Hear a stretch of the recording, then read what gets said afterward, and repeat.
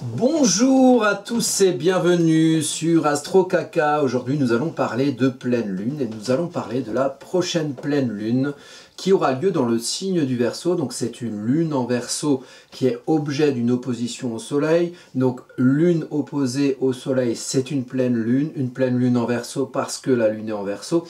Et ça va avoir lieu le lundi 19 août à 20h25 précisément. Alors vous allez me dire, mais qu'est-ce que c'est que cette putain de date le lundi 19 août, puisqu'il y a déjà une vidéo sur cette chaîne qui fait parler de cette date, qui évoque cette date, c'est le moment précis du carré entre Jupiter en Gémeaux et Saturne en Poisson, donc le carré, deux énergies qui se confrontent, énergie d'expansion jupitérienne, énergie de structuration saturnienne, l'espace jupitérien, le temps saturnien, qui viennent un petit peu se raconter des choses, et se raconter des choses pas évidentes à concilier, puisqu'il s'agit d'un carré, et ce carré va se faire de manière exacte sous l'égide de cette pleine lune, puisque le carré se fait exactement à 3 heures plus tard, à 23h30, ce même jour, le lundi 19 août. Donc on a deux gros événements astrologiques qui ont lieu le même jour, quelque chose de plus structurel, le carré Saturne-Jupiter qui est une suite à la conjonction Saturne-Jupiter de 2020, donc une suite structurelle par rapport à ce qui a pu se passer depuis 2020. Je vous laisse faire appel à votre mémoire pour revoir un petit peu cette période qui était très joyeuse, et je dis ça très ironiquement. Et donc il y a une suite et il y a quelque chose qui se met en mouvement, il y a un virage global qui se prend à partir du moment où dans un cycle des deux planètes sociales Jupiter-Saturne, on arrive à un carré, et donc c'est la période qui arrive avec le premier carré qui se forme. Il y aura deux autres carrés qui vont se former, le 24 décembre, c'est Noël, et le 15 juin 2025. Donc pendant toute une année, on sera sous l'égide d'un carré, donc d'un mouvement par rapport aux deux planètes qui sont à considération sociale. Donc peut-être que la vie sociale commune va prendre un virage et nous amener vers un mouvement pour du mieux, évidemment, on le souhaite, et j'essaie d'appliquer la méthode Coué, c'est-à-dire d'autodéterminer vers quoi je me dirige en me disant que le futur c'est bien et que le mouvement nous sera favorable. Et si peut-être que tout le monde se dit ça, peut-être qu'on arrivera à ne pas être régi par des schémas de peur. Et on pourra voir l'avenir en se disant du mouvement, c'est super chouette, parce qu'on n'a pas trop le choix, étant donné qu'effectivement on est dans une période de transit uranien en taureau. Et Uranus c'est le maître de la Lune qui est en Verseau, enfin c'est un des deux maîtres, il y a Saturne aussi. Uranus c'est en chute en taureau, il vient bousculer le taureau, il appelle à changer des habitudes, des fixités, à changer de paradigme, à changer de précaré, à voir ailleurs si l'herbe est plus verte. Donc de toute manière, c'est là. De toute la manière, on n'est pas dans une ambiance à trouver son confort dans quelque chose qui va rester pareil. Donc autant accueillir le mouvement dans quelque chose d'enthousiasmant. C'est un peu le message que nous a indiqué aussi Jupiter, que lorsqu'il a transité dans le signe du taureau, Jupiter l'expansif, l'enthousiaste aussi. Et donc ici, on arrive sur ce moment, sur ce lundi 19 août 2024, avec une pleine lune qui éclaire dans la nuit, qui éclaire les émotions, qui éclaire les intentions, qui éclaire un axe, l'axe Lion-Verseau, au moment pile du carré entre les deux planètes sociales. Et donc, quand on parle d'une carte, là, vous allez me dire, mais il fait deux cartes pour le 19, mais quel jambon celui-là? Et j'ai envie de vous dire, oui, le jambon, c'est bon, mais il y a une logique là-dedans. Il y a un intérêt à étudier les deux cartes sur deux événements différents qui se déroulent à 3 heures de distance. C'est que ce n'est pas la même portée. Le carré, là, dont j'ai fait la vidéo, qui sera en lien dans les descriptions, le carré Jupiter-Saturne, ça a une portée durable, ça a une portée structurelle. Au moins, la carte que j'ai indiquée dans l'étude que je vous indique dans le descriptif de la vidéo en bas de l'écran, ça a une portée au moins jusqu'à décembre. Et ça a une portée d'une suite par rapport à 2020. On est sur quelque chose d'un temps beaucoup plus long. Alors qu'ici, c'est l'ambiance du moment où se produit le carré. L'ambiance d'un moment qui va régir 14 jours à partir de cette pleine lune. Donc il va régir la période du 19 août à la rentrée de septembre. Voilà, donc comment on va accueillir finalement cette énergie structurelle du carré et du mouvement? Comment on va accueillir cette rentrée qui chante dans un mouvement social où voilà, il y a peut-être une déconnexion entre ceux qui vont amener du décisionnel et puis les gens qui vont peut-être subir les décisions et peut-être que tout le monde ne se comprendra pas bien. Et on est ici sur une période de Mercure rétrograde, qui est sujet évidemment à tout ce qui est... Alors j'entoure Mercure avec le Soleil et Vesta, parce que ils sont ensemble dans un amas, l'amas planétaire, l'amas évidemment pas Serge, l'amas planétaire. Et donc on a Mercure rétrograde, une période depuis début août jusqu'au 28 août, donc il va être régi sous l'égide de cette carte ici, de pleine lune. Voilà, Mercure rétrograde, on peut être, c'est une période qui peut être sujette au quiproquo, aux incompréhensions mutuelles, parce qu'évidemment Mercure rétrograde amène à l'introspection de son outil de compréhension et de communication, mais comme on n'y pense pas tous et qu'on ne fait pas tous de l'astrologie, il y a des gens qui vont voilà, d'un coup communiquer ou comprendre comme avant, sans faire une introspection sur l'outil qu'ils utilisent pour comprendre et pour communiquer, auquel cas ils peuvent parfois mal l'utiliser. Et il se trouve que sous l'égide de cette pleine lune, et je vais y revenir, et je vais y venir parce qu'il va falloir parler du Verseau, il va falloir parler du Lion, il va falloir parler de cette putain de lune en maison 1, il va falloir parler de tout ça. Mais sur Mercure rétrograde, éclairé par le Soleil, en Lion, avec Vesta. Donc Vesta, c'est la flamme intérieure. Vesta, tout le monde ne l'utilise pas en astrologie, ou les néophytes. Vesta, c'est une bonne sœur, en fait, c'est les bonnes sœurs dans l'Empire romain, voilà, qui gardaient les reliques, qui gardaient la foi, et qui ont besoin d'un temple pour garder la foi et pour garder les reliques. Et donc il y a une préservation comme ça d'une flamme intérieure dans un socle qui permet de la préserver.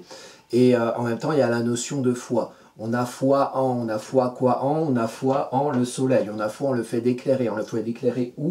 En maison 7, de projeter de soi en face de soi, d'éclairer de soi et de s'affirmer dans le champ relationnel. On a besoin, on a envie, on a foi en soi, on se sent bien, on a sa flamme intérieure quand on va comme ça dans l'ambiance de cette pleine lune qui va régir la période du 19 août jusqu'à la rentrée. On a foi en soi quand on se montre, quand on s'affirme, quand on met en lumière qui on est, quand on se met en lumière ou quand on éclaire quelque chose de nous dans le champ relationnel, dans la projection à l'autre. Mais ici, il y a Mercure rétrograde. Mercure rétrograde qui est en conjonction avec un soleil en signe de feu. Donc l'enjeu, le challenge, c'est d'avoir du recul, un recul rationnel sur l'image qu'on donne, sur l'image qu'on montre, sur ce qu'on affirme de soi, qu'est-ce qu'on met en lumière de soi, qu'est-ce qu'on a besoin d'aller montrer quelque part. Et comment on se comprend là-dedans? Et l'idée, c'est d'avoir un recul rationnel sur cette affirmation pour utiliser correctement l'énergie solaire, en utilisant correctement l'énergie mercurienne. Donc quand on se comprend, il faut être au clair avec qui on est, avec ce qu'on veut affirmer avec l'autre, il faut être au clair avec la manière dont on diffuse son message pour qu'on puisse utiliser l'énergie solaire correctement et qu'on n'affiche pas finalement une image de soi qui soit déconnectée de ce qu'on a compris à affirmer de soi. Auquel cas, on va déployer une image qu'on n'aurait pas voulu déployer et du coup, le message passera moins bien et on se remettra en lumière de manière moins belle, puisque le lion aime être beau. Pour être beau dans son message, il faut le comprendre, et il faut savoir ce qu'on dit, il faut savoir comment on le dit, puis il faut peut-être savoir à qui on le dit, vous voyez. Alors dans cette ambiance où on arrive à la rentrée, c'est la fin des Jeux Olympiques, tout le monde est content, enfin en tout cas les Parisiens peut-être seront désenfermés de leur cage, on verra. Mais du coup, puisque c'était à Paris, les Jeux Olympiques, et qu'il y avait des cages, enfin j'ai vu ça à la télé.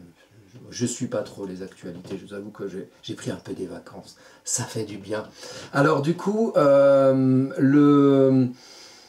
au moment où ça parle, au moment où voilà, ça affirme, il y a des idées qui vont se montrer, il y a des gens qui ont envie de parler, il y a des décisions qui peuvent se prendre, et des gens qui vont réceptionner les décisions. C'est important d'avoir un recul rationnel sur l'image qu'on montre. On a cette nécessité-là.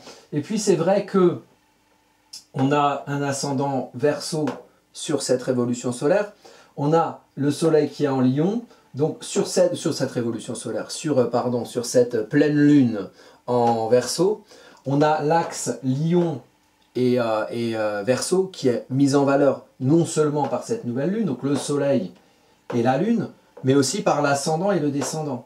L'ascendant, c'est l'apprentissage du moi, MOI, pas le mois de juin, j'apprends à être qui je suis sur cette période dans l'énergie Verseau.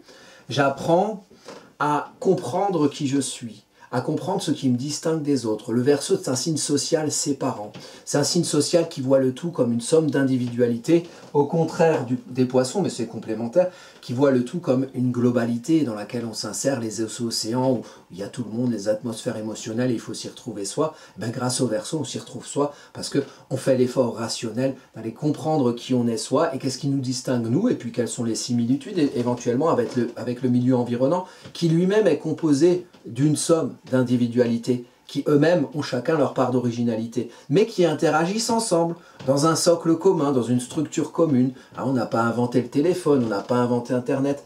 Donc, le Verseau, c'est ça, c'est soi au milieu des autres, et qui on est soi au milieu des autres, et comment on fait valoir le moi au milieu des autres. Et sur cette période-là, où visiblement on doit mettre en lumière quelque chose qu'on diffuse à l'autre, ben, il faut savoir au nom de quoi on le met en lumière. Qu'est-ce qui donne confiance au fait d'aller s'affirmer, se projeter dans la relation à l'autre?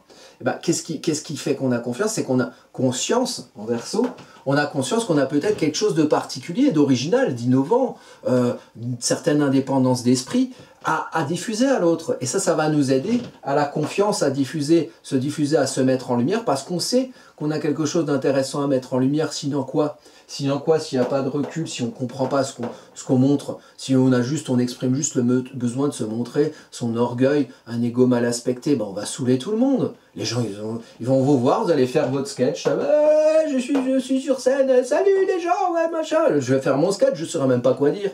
Parce qu'en fait, je ne vais montrer que mon envie de me montrer. Mais votre envie de vous montrer, les autres, ils s'en foutent. Les autres, ils s'en foutent. Peut-être que les autres aussi, ils ont envie de montrer quelque chose. Et peut-être qu'ils ont bien réfléchi à quoi avec Mercure rétrograde.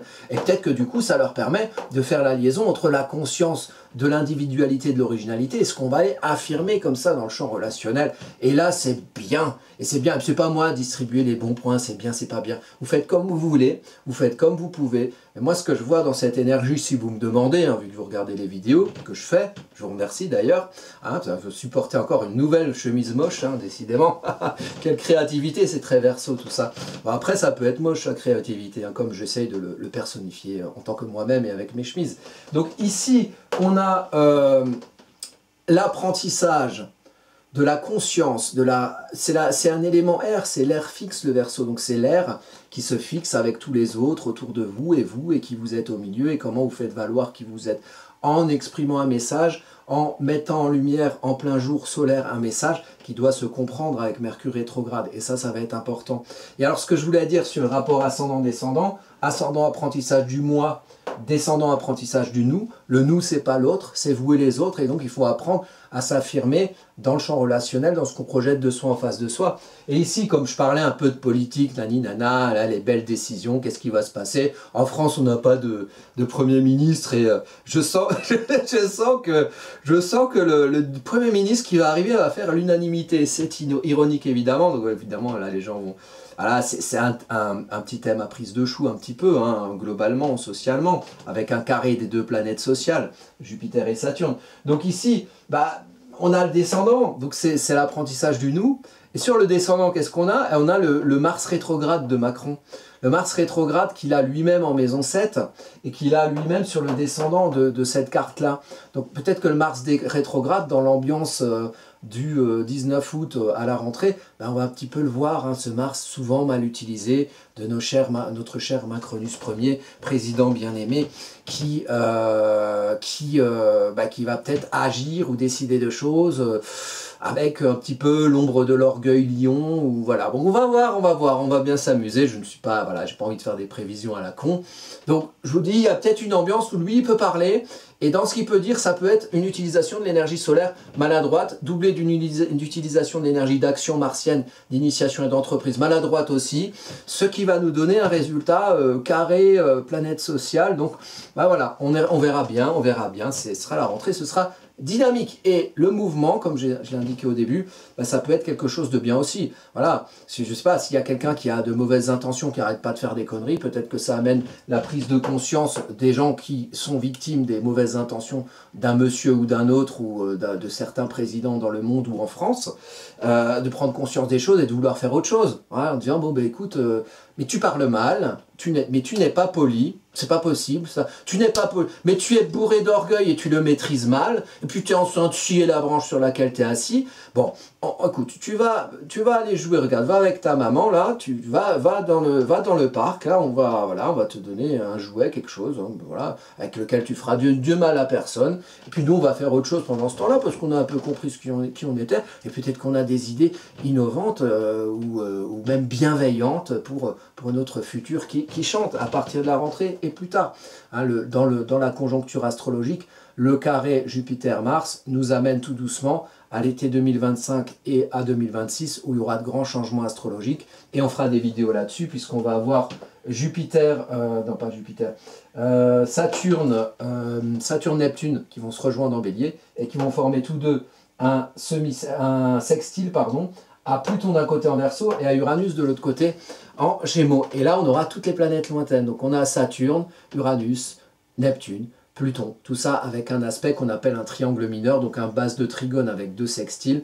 Et ça, c'est en été 2025 et surtout 2026. Pour moi, c'est le grand virage qui arrive après 2020. Tout comme le carré Jupiter-Saturne est un grand virage qui va précéder le plus grand virage encore de 2026 et qui va arriver là pour cette année. Voilà, pour cette année. Parce qu'un changement, ça ne vient pas d'un coup. Un changement, voilà, il y a un virage depuis 2020, 2019-2020. Ce virage arrive à son terme, je pense, en tout cas astrologiquement, en 2026. Donc on prendra une nouvelle ligne droite, on verra comment. Et c'est pas l'astrologie qui va le décider. L'astrologie, elle donne une météo. Elle vous dit, bon, par exemple, il fait beau. Voilà, en 2026, il fait beau. Bon, bah, si votre objectif, c'est de bronzer, bah, vous allez sortir votre cul dehors et vous allez bronzer. Voilà. Mais si votre objectif, c'est de bronzer et que vous restez à la maison, bah, vous n'allez pas bronzer quand même. Donc après, chacun décide de sa vie et fait en fonction du climat. Si vous prenez la mer et qu'il y a grand vent et que vous avez un petit voilier de merde, bah, vous pouvez décider de prendre la mer quand même à vos risques et profits, comme dirait l'autre. Hein. Oui, c'est risque et péril, mais... Je reprends les citations de Kaamelott parce que j'aime bien. Bref, pour ceux qui connaissent. Donc pour revenir à cette pleine lune en Verseau, la lune, qui est notre sujet, donc lune-soleil, lune opposition au soleil, dans l'axe de l'individuation, conscience d'être Verseau sur le moi qui je suis, j'ai conscience d'être et j'ai conscience de savoir ce qui me distingue des autres, peut-être pour le faire valoir dans l'autour en tant que ce que je représente. Donc je comprends qui je suis pour pouvoir exprimer qui je suis. Hein, et avec le message mercurien, la manière dont on édicte son message ou la manière dont on se comprend dans le message qu'on affirme, là, il va falloir faire une petite introspection puisqu'on est en période de Mercure rétrograde. Et ici, donc l'axe de l'individuation, je suis, la Lune en maison 1. On a besoin de représenter ce qu'on est, on a besoin de se comprendre, on a besoin de se comprendre soi parmi les autres, on a besoin de faire valoir qui on est. La Lune, elle a besoin de cette part d'originalité. Comprenez qui vous êtes dans cette période-là, donc qui est la première Lune de ce carré Jupiter-Saturne, donc très importante. On démarre ce carré Jupiter-Saturne dans cette ambiance lunaire, dans l'ambiance lunaire en Verseau. Le Verseau, c'est le signe des interactions entre les personnes. Donc en astrologie mondiale, ça veut dire qu'il va falloir comprendre qui vous êtes, comprendre comment le tout autour de vous fonctionne, pour savoir faire valoir qui vous êtes dans le tout autour de vous qui fonctionne, qui interagit, et affirmer quelque chose de vous, amener un message mercurien, vous voyez, un message, une utilisation de l'énergie solaire, une affirmation de soi pour diffuser un message. Et la Lune en maison 1, ça rend sensible à... Il y a un enjeu émotionnel et affectif à se représenter dans ses intentions, dans ce qui fait sens. Et d'où vient ce sens? Et d'où vient le fait qu'on soit en confort dans telle ou telle chose ou en inconfort dans telle ou telle autre chose à travers ce qu'on représente? Comment on se comprend? Comment on rationalise l'émotion, le ressenti, le besoin d'être et le besoin d'être particulier? D'où ça vient? Pourquoi on a besoin d'être particulier? Pourquoi on n'est pas bien à être pareil que les autres comme ça? Pourquoi on a besoin de sortir comme ça d'une espèce de conformité tout en comprenant d'où elle vient cette conformité et qu'est-ce qui existe autour de nous? C'est à la fois le réalisme et à la fois l'originalité, le Verseau. La Lune donne besoin de ça, et la Lune elle est sensible aussi. Elle va être sensible à l'ombre du Verseau, à l'ombre de ce qui veut enfermer dans une sorte de conformisme, ou à l'ombre du fait de se sentir incompris ou stigmatisé dans son individualité. Je suis pas pareil que les autres et j'ai pas le droit d'être moi-même parce que les règles autour m'empêchent d'être moi-même.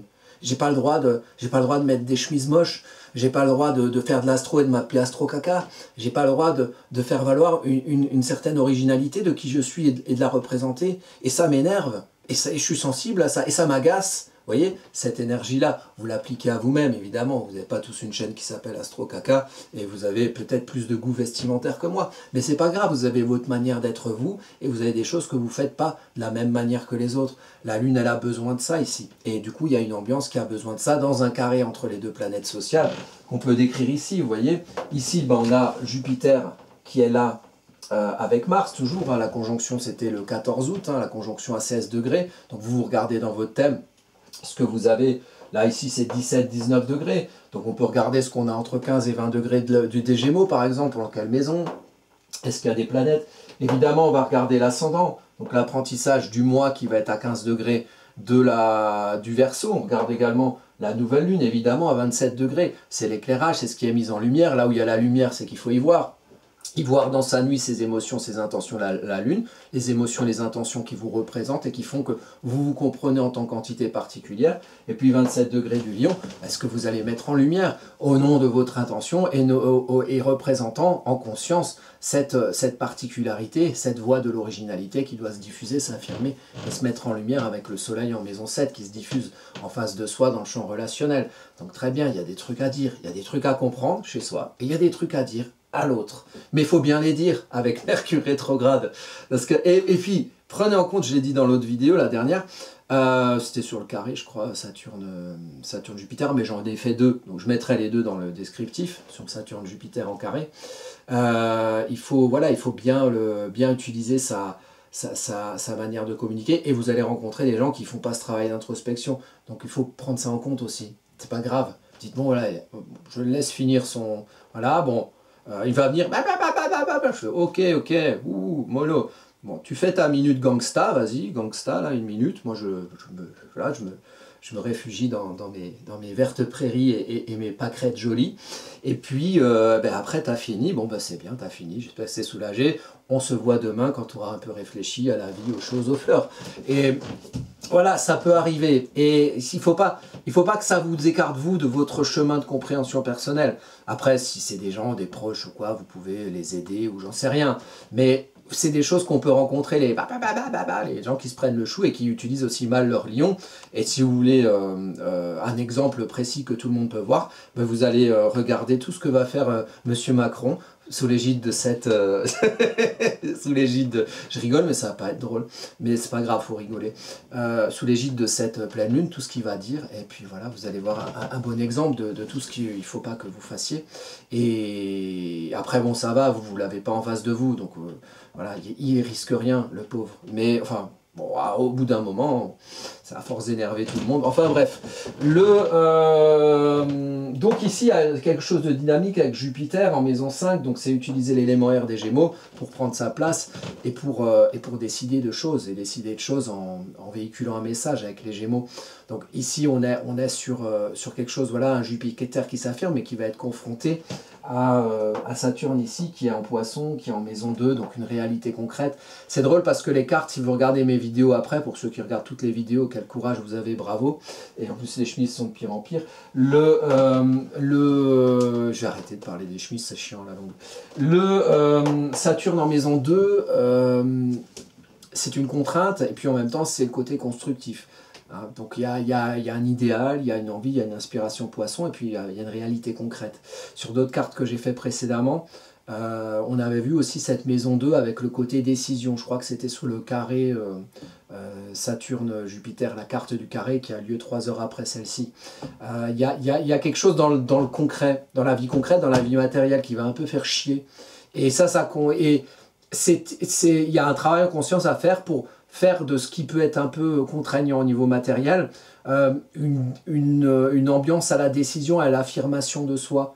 Peut-être qu'il se confronte à cette réalité concrète. Peut-être qu'on a envie de s'affirmer dans autre chose, de se comprendre, ou de se faire comprendre dans une action qui va au-delà de cette contrainte qu'on peut subir au niveau matériel. C'est pour ça que j'ai vu pas mal d'ambiance, peut-être à des manifestations. Je parle pour la France, mais ça peut être un peu partout. Un truc un peu caustique là pour la rentrée.